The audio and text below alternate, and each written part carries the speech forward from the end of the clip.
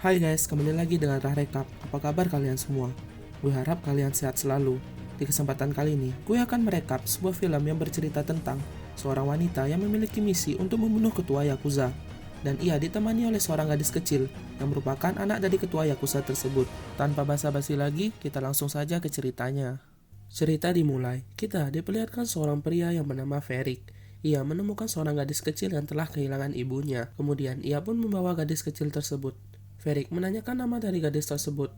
Gadis tersebut pun menjawab Kate. Ferik mengatakan bahwa dia akan merawat Kate hingga dewasa dan melatih Kate menjadi seorang pembunuh. Skin pun berganti. Kita dibawa ke Jepang, tepatnya di Osaka. Kita diperlihatkan sebuah truk berwarna pink yang di dalamnya terdapat Ferik dan Kate.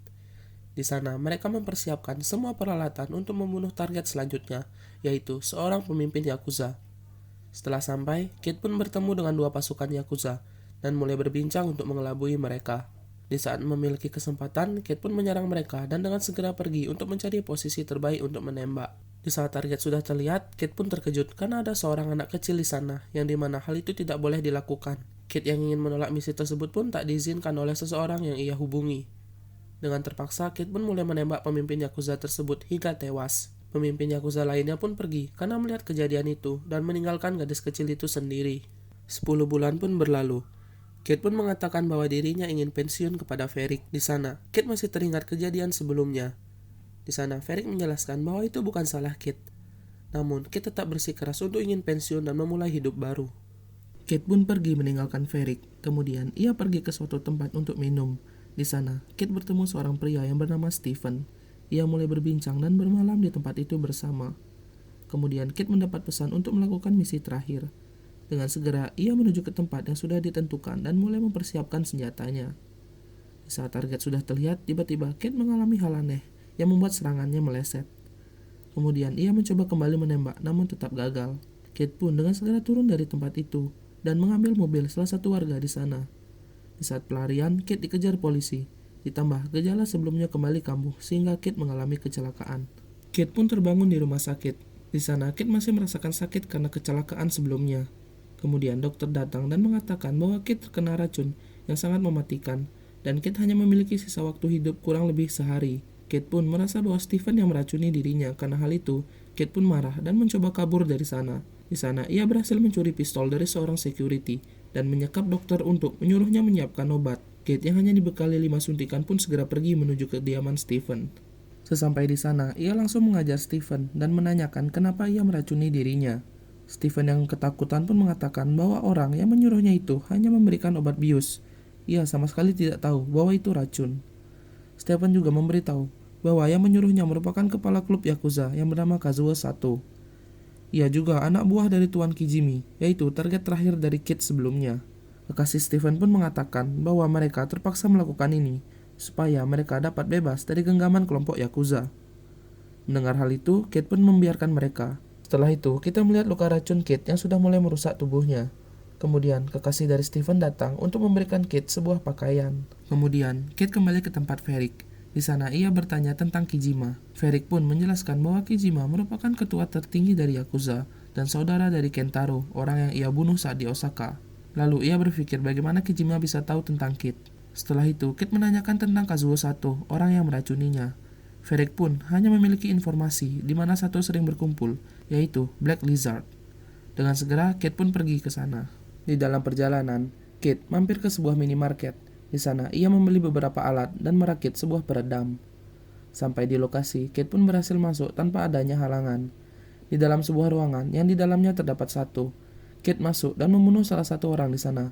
Kemudian menanyakan kepada Sato mengapa ia meracuni Kate. Sato menjawab bahwa dia hanya melakukan perintah. Kate yang sudah menduga bahwa yang menyuruhnya Kijima dan langsung menanyakan lokasi dari Kijima. Sato yang tidak tahu pun langsung dibunuh Kate. Kemudian pasukan dari Yakuza datang dan mengepung Kate. Kate yang ingin menembak terhalang karena senjatanya tiba-tiba macet. Dengan segera, para Yakuza menyerang dan pertarungan pun dimulai. Di tengah pertarungan, Kate berhasil membunuh para Yakuza satu persatu dan memotong jari salah satu orang di sana. Kate yang berhasil mengobrak-ngabrik tempat tersebut melihat salah satu Yakuza yang tersisa.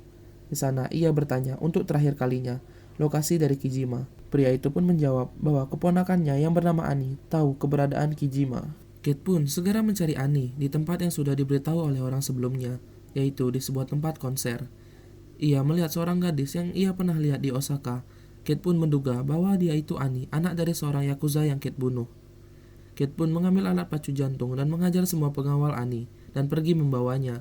Annie mencoba kabur dari Kate, namun ia terhenti karena Kate menembakkan pistolnya. Kate pun menyuruh Annie untuk menelpon Kijima, tetapi Annie tidak memiliki nomornya.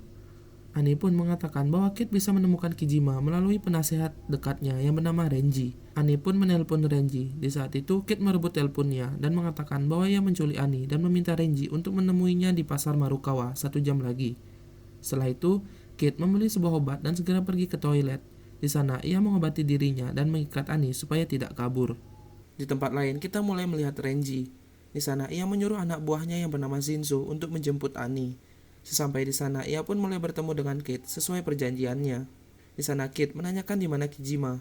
Namun, Shinzo meminta Annie diberikan terlebih dahulu. Pistol pun dikeluarkan. Kate yang lebih cepat berhasil mengenai Shinzo terlebih dahulu. Tembak-menembak pun terjadi di pasar Murakawa. Kate pun berusaha kabur sambil menembaki para yakuza. Di tempat lain, Annie mencoba melepaskan dirinya. Ia pun berhasil dan keluar dari sana. Bukannya melindungi Annie, Shinzo dan yang lainnya mencoba membunuh Annie karena mereka telah muak dengan dirinya. Kate pun datang dan menembaki semua orang di sana. Mendengar sirine polisi, Kate pun segera kabur dari sana. Kate pun menyuruh Annie untuk tidak mengikutinya. Annie yang tidak memiliki siapapun memohon kepada Kate untuk ikut dengan dirinya. Kate yang terdiam pun mulai mau mengajak Annie bersamanya. Kate yang lelah pun mencari sebuah minuman, namun ia tidak mendapatkannya. Kemudian Annie membelikan Kate sebuah baju pengganti. Mereka pun berbicara bersama mengenai Renji.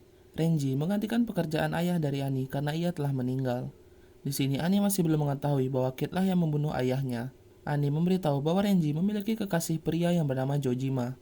Ia tinggal di sebuah menara yang besar. Mungkin dari sana ia mendapatkan informasi lokasi Renji. Mereka pun mulai menyusun rencana untuk masuk ke sana. Sesampai di sana, dimulai dengan Annie, ia mengalihkan perhatian security supaya Kate dapat masuk dengan mudah. Annie pun menemui Jojima dan mengatakan bahwa seseorang ingin bertemu dengannya. Kate pun muncul dengan menodongkan pistol dan menanyakan lokasi Renji. Kate yang lengah langsung diserang Renji hingga pistolnya terlempar. Kate dan Jojima pun masih bertarung dengan sengit. Sementara itu, Annie mencoba mencari tahu cara menggunakan pistol. Annie yang membawa pistol pun tak sengaja menembakkannya kepada Kate. Dengan segera, Jojima mengambil senjata itu dan ingin menembak Kate. Kemudian Annie dengan cepat memukul kepala Jojima dengan benda tumpul hingga tewas. Darah Jojima yang mengenai Annie membuat dirinya trauma akan masa lalunya. Kate pun mulai menenangkan Annie dan segera mencari petunjuk di tempat itu. Kate menemukan sebuah senjata dan Annie mendapatkan HP Jojima yang bisa melacak keberadaan Renji. Mereka berdua pun dengan segera mengikuti rute dari Renji dan mencegatnya di tengah jalan. Kate pun menembak pengawal dari Renji dan menanyakan keberadaan Kijima. Renji hanya mengetahui kalau Kijima selalu berada di antara keluarga.